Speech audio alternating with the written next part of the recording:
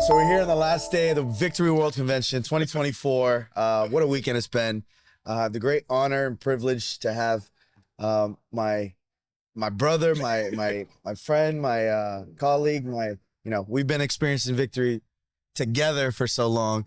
The other night when we had the partners, there was 25 years and up. Oh, yes. And I was thinking, okay, obviously I was there from day one, but the next one is you. I mean, you've been with Victory for so long, obviously. Oh, definitely. Master Jeremy was the only one, technically, was 6 months ahead of me, but I consider, because he was 27, I'm 26, but when he was reading those out, I was like, my goodness, it's over 2 decades. About to be 3 that we've been a part of this whole journey of just victory. Von Schmeling martial arts, when it was at the very beginning, the star and everything else, meeting at the Winter Park School, all these trainings that we used to do till midnight. I know. Most people don't have, most of the staff has no understanding. They don't understand how that was. They don't understand going to one meeting in the morning, teaching class, going to another meeting in the afternoon, training in the afternoon, and everybody just line up and let's go. Right. No, there's so many. And I've done so many interviews here this whole weekend, but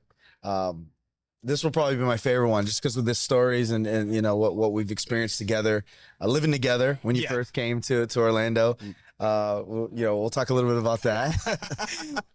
But just overall, I just think it's obviously what we're doing with Victory TV is really telling the story behind what Victory really is all about. And that's our instructors and our families, and of course the mission statement. And but you talk about somebody that teaches, I always say this, and I'm not just because you're in front of me, but no one teaches the Victory way, the right way, like you. I mean, I think you've always been for me, with the life skills, the quotes. I mean, everything that I have learned through the years. I mean, yours, I think, just as good as me, and a lot of times even better. I know, even physically jumping over people and just, we've done it all. We've been through trainings, we've been through the testings, we've been through everything in Victory.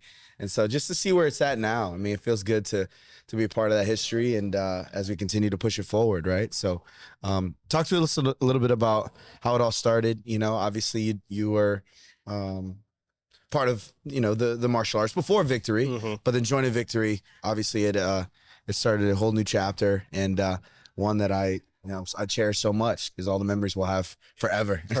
It's still ongoing. Yeah, for but sure. Just meeting your dad back in 1998 at a 4-H certification camp to become an instructor, and then him having the ability and the foresight and eyesight to pluck me out of 200 other instructors and saying, hey, how about you come to Orlando and let me give you a new experience or new take on what martial arts is, because I really didn't have a desire once I graduated high school to continue with martial arts, or be like most of my friends, or like friends that where they would show up at a tournament, feel like the big shot, and then they would leave and go back and do their normal day-to-day job. But then he was like, hey, come with me for a month, and we lived together for that month time, living in the same room. And then I really got a chance to see, they have fun. This is a family environment. 2, we train, so there's no idea that there's not going to be a moment where you're going to feel like you're taking a break. We didn't do days off. I mean, he remembers the moments where if we ever had to take a day off, we had to call your dad and say, hey, I'm not feeling very well, but I would like to, you know what? I'm just going to go to work. I'm just going to go to work, because there was never a moment where we were like, okay, we could already role play in our head. Okay, he's going to say this. He's going to say this. So why am I going to waste my time asking someone that I already know it's not going to be that way? And because he had that habit of transitioning us and understanding that way, it made it very easy for our next generation of instructors to start to be like, you know what, let's do it, but we can still do it in a way where they can understand and be happy about it. We grew up in a generation to where it was yes, sir, yes, ma'am, and there was no arguing or talking back or doing those things. Non-negotiable. They can negotiate in a respectful way. For us, he knew what was expected, and we just went along with it and followed it, because he knew the path that we needed to go. Well, and that's why we can relate so much in so many ways. And obviously have 2 beautiful children. I know you were a father, and I looked up to you as a father, and not understanding, because I wasn't a father yet. And now that I am, I totally get, everything that, have when it comes to, being a dad. And also, and your daughter just got her second degree today. So, I mean, that's awesome. It's so hard to hide emotions because you're watching everybody test. For sure. But deep down, I mean, you're watching your child perform and be in the same environment that I was over 20 something years ago when your dad was watching us do our testing and then seeing us perform, and then watching my kid now test for her second degree, seeing my wife test for her fourth degree as well. Wow. So having a second degree and a fourth degree, and then a couple of years from now in 2026, badass home right there, ladies and gentlemen. Yeah, in 2026, almost 27, I'm going to have my youngest testing for her first degree when she turns 9 years old. Yeah. And that's just an amazing feeling to see. When we were as young children, training and doing stuff, being teenagers, now all of us being a little bit older, having our own generations where we're watching our kids creating our own legacy, right? Our own legacy every time, our own victory group, to where like we are going to be the grandpa masters of stuff. But then it's like watching them test, test and perform. And it's amazing to see how far, not just at ourselves, but everybody that was able to see Grandmaster's vision and stay with him long enough to understand the process and accept the process and be allowed to be like, there are going to be ups and downs. For sure. There are going to be bumpy roads. There are going to be moments where, as your dad said, confrontations. There are going to be moments where you're going to hear what you need to hear and not what you want to hear. And if you have the mental toughness and the heart to listen to what he says, you get emotional every time he talks about something, because when he talks about it, it's genuine, it's real, it's what he truly wants. It's not something that he's doing part-time. It's something that he really believes, and every time he wants the best for you. Absolutely. Once you understand that the intention is pure and the intention is to make us better, then everything, it definitely stings a little bit. And obviously, but he puts attention to, especially the ones he cares about. I mean, he cares about everybody, but there's a select few that have been there by his side through the whole time, but I think both you and I can relate to that tough love, and then growing up, I was like, what about the love? Like, the tough I get. That's why it's always fun when he gives us a compliment, because it's like, what? Oh, wow. Oh, I got a compliment. Man, hold on. Let me grab my phone. Let me record that. Can you say that again? Because let me record that. Are you sure? It's like, or you'd be sitting there, it's like, oh, he said something about me. Yeah.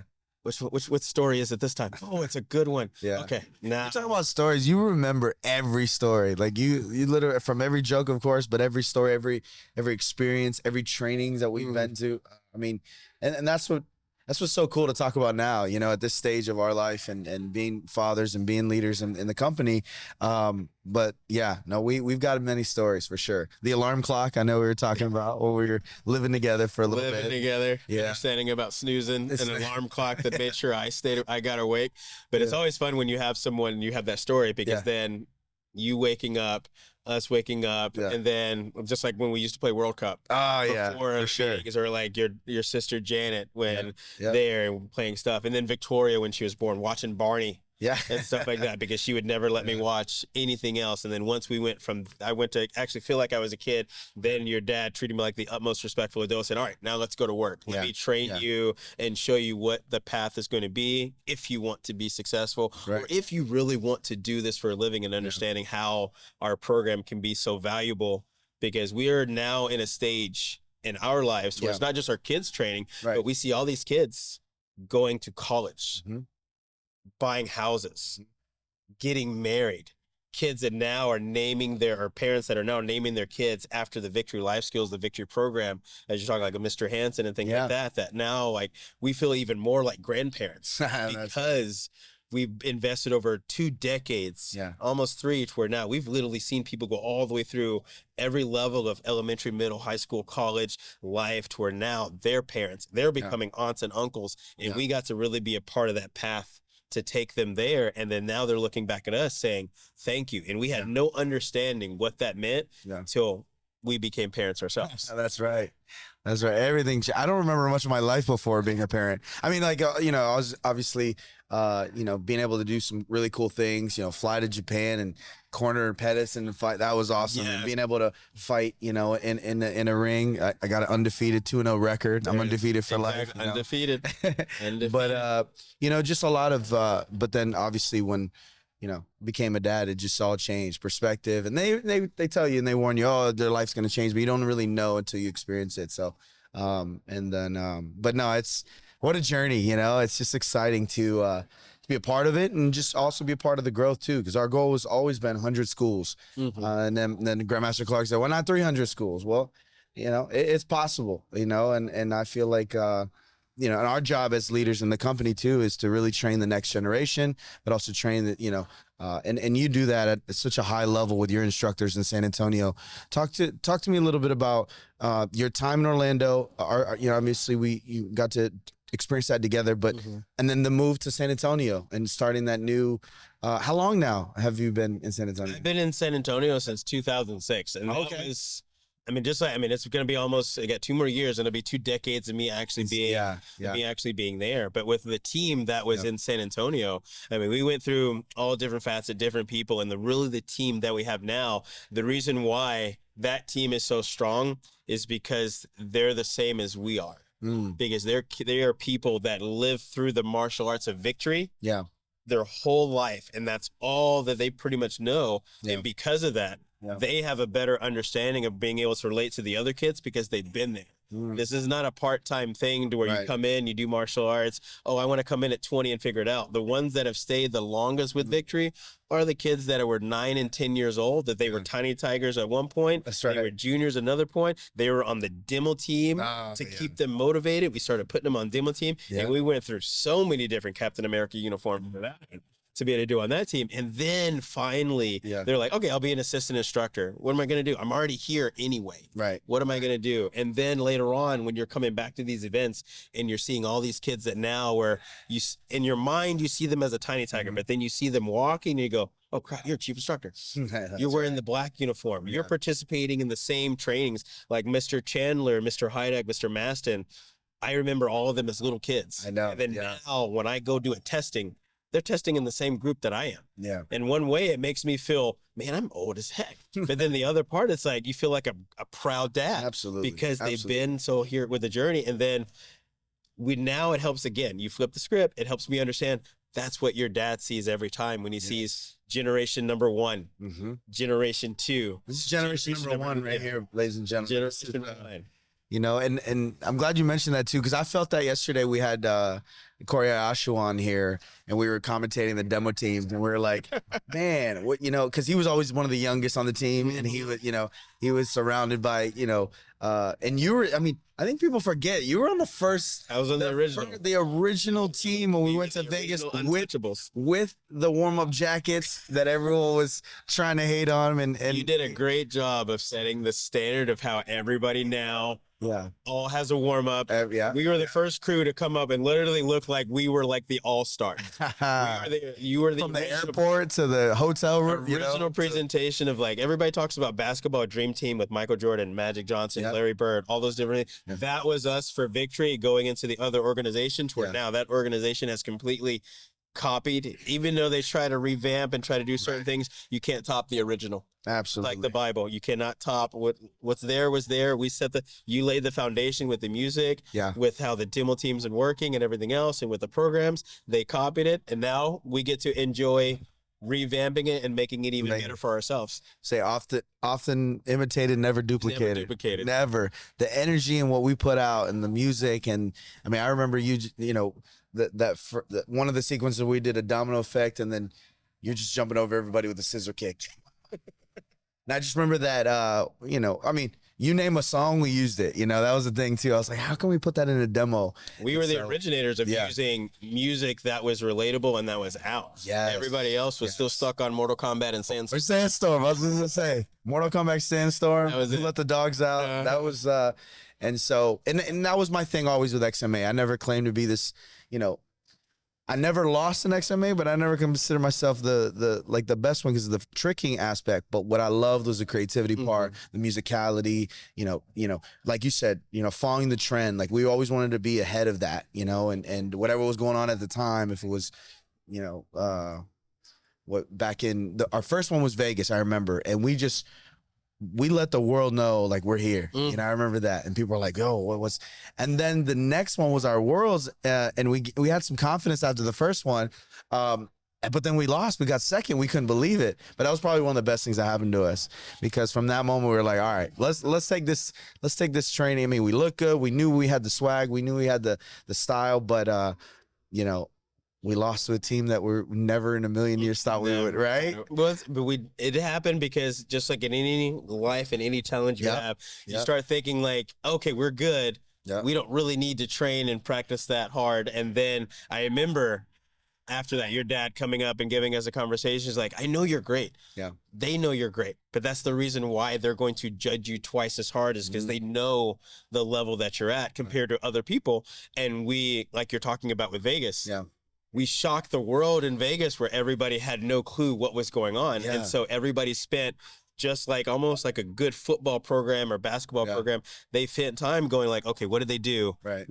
Oh, their choreo is good. Their musicality and how they hit all the beats are good. Okay, they're just not about just doing a flip. How does that flip carry into the hand technique or into the punch? And that was just something that, because your dad instilled that with you in other parts, you related that into the XMA, 100%. Which carried over into everything else that we were accomplishing. And that's, like I said, people duplicate it. People try to copy it. They do it all the time. And that's why having people like yourself, people like Chief Master Near, they're like, oh, you're going to copy what we do? Fine, we're going to come up with something else. And when we come up with something else, you can thank us for it. Yeah.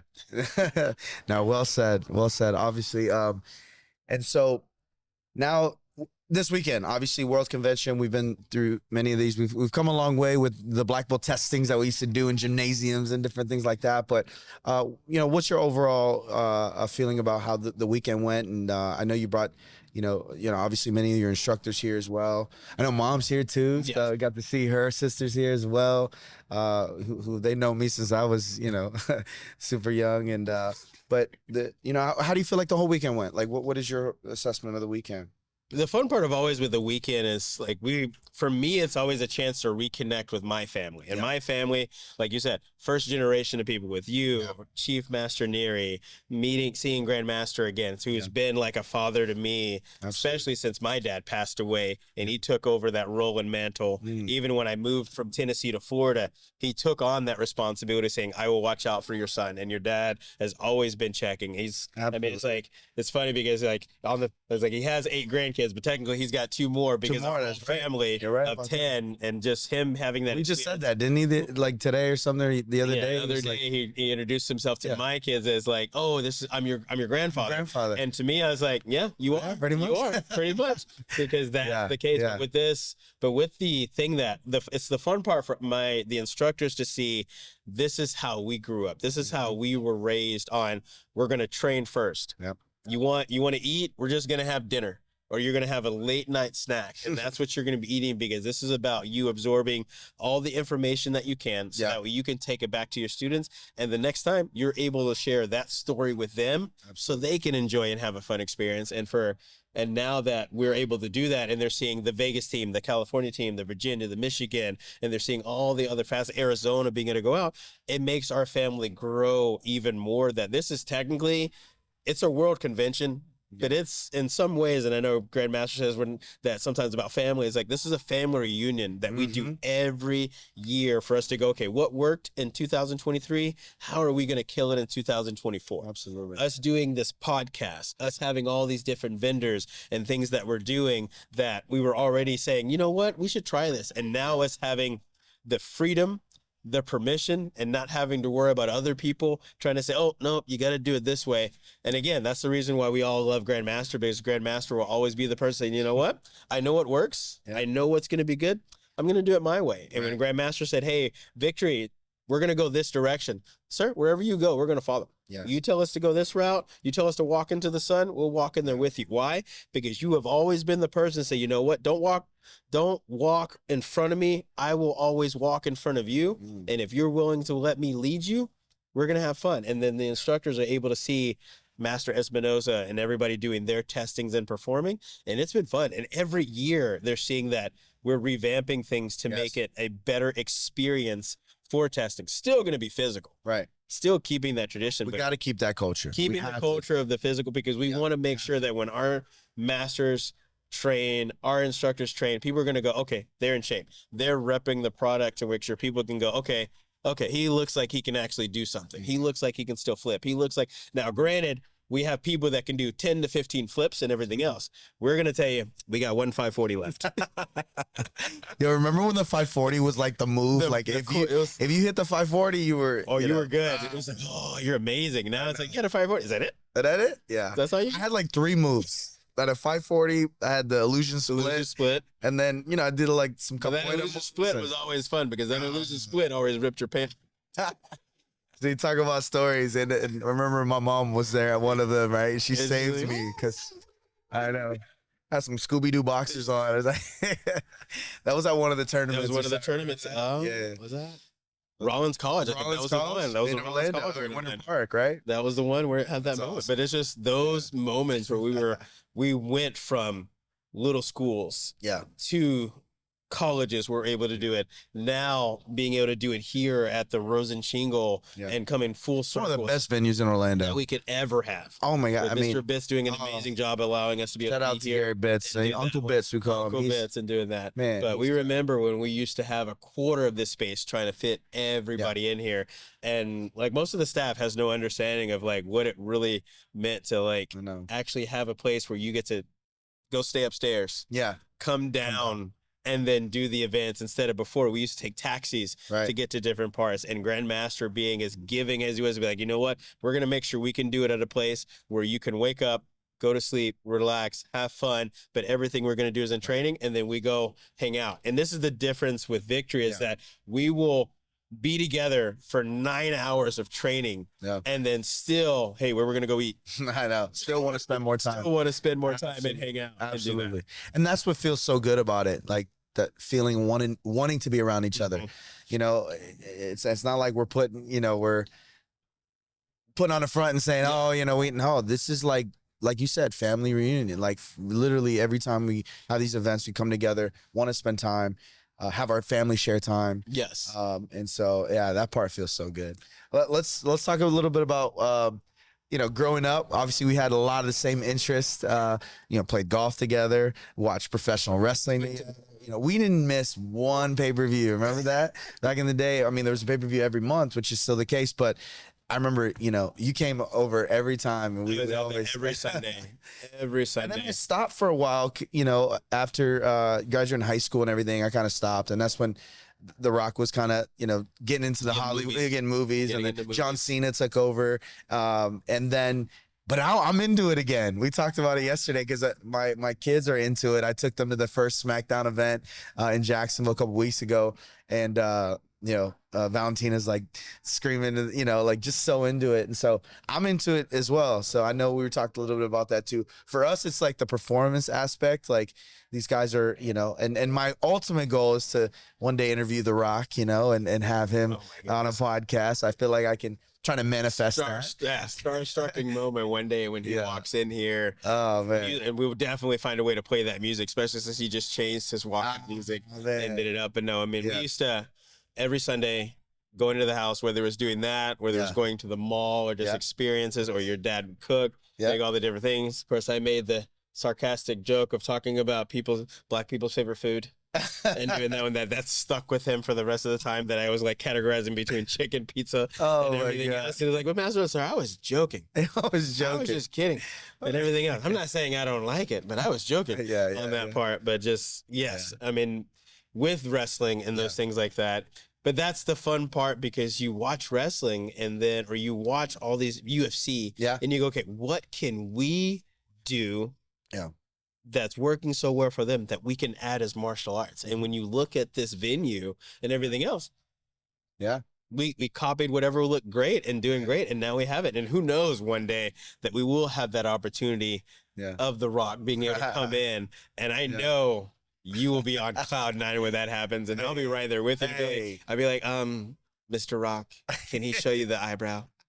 Can he show you the eyebrow? I was doing the eyebrow in, you know, middle school. I remember, you know, I still, till today, I have a good, strong relationship with my basketball coach from middle school, Coach Baruti. And he tells a story to my staff. He's like, I remember when Herman was at the free throw line and, you know, everyone was chanting and he would just stop and then he'd go, you know, the millions.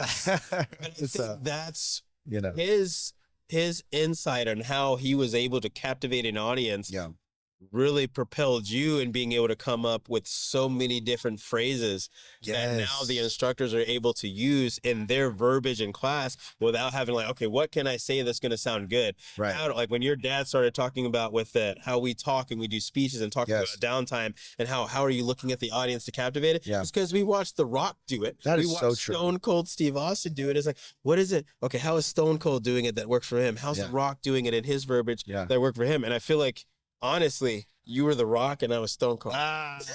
Let's go. Worked out that way. Oh my gosh. And yeah, that's such a good point. I didn't think about that because they are known for, you know, these little catchphrases and these, and we have that in Victory, these quotes. And I'm so big on the quotes just because I feel like kids can remember the quotes. They can finish your sentences. And that's how you really validate that they're learning the life skill, right? Because if a parent asks a kid, hey, what'd you learn today? And they, hey, mama, you know, I learned how to punch and kick. It's not very, you know, but mom, I learned that, you know, honesty is the first step to an abundant life. If I want to have a great life, I've got to be honest with myself. I mean, that's the kind of stuff. So I think you're right. The catchphrases and the quotes, I feel like, you know, took a little page from The Rock and we use that in our Victory system in a sense. So, you know, I mean, his facial expression alone was one way of being able to captivate an audience where it's not what you're saying. Yeah. And we always have the thing, it's not what you say, it's what you do. And that ended up being one of our core values that we talk about with our program and everything else, because we're like, oh, he's not even talking and everybody's being able to look.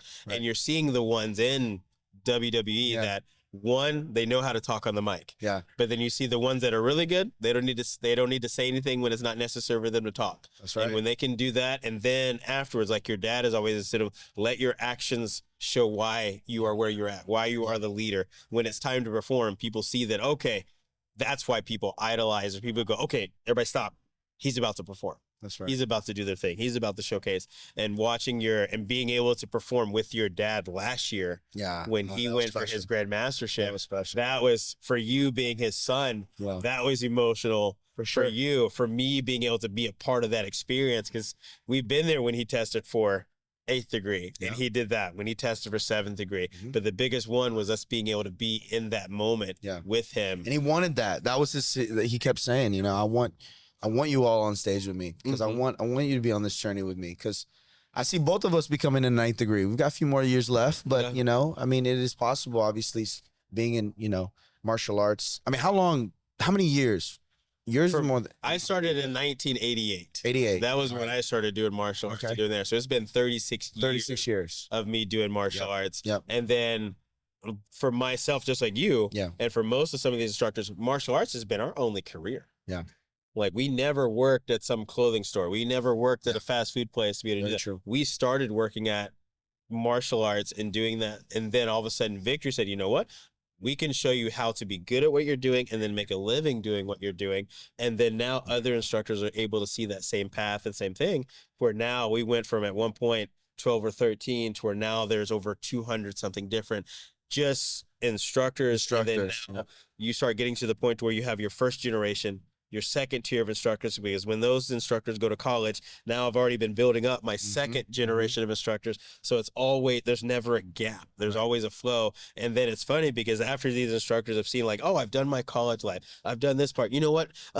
Master Marksman, can I just come work part-time? Because I miss the ambiance. I want to be a part of it. I just want to be there with you and enjoy that. And you have so many people that are just willing to just work just because they miss that feeling of how we were all working and doing things together. Even last night, seeing Mr. Marcel and some of the people that like, they're like, oh, I was like, you just can't stay away, can you? No, it's that feeling, because at the end of the day, we were all brothers and sisters growing up and doing these moments together. Now, another person that was big part of the demo team was Marcel, and now our kids hang out together and we go on vacations together, and it's pretty awesome.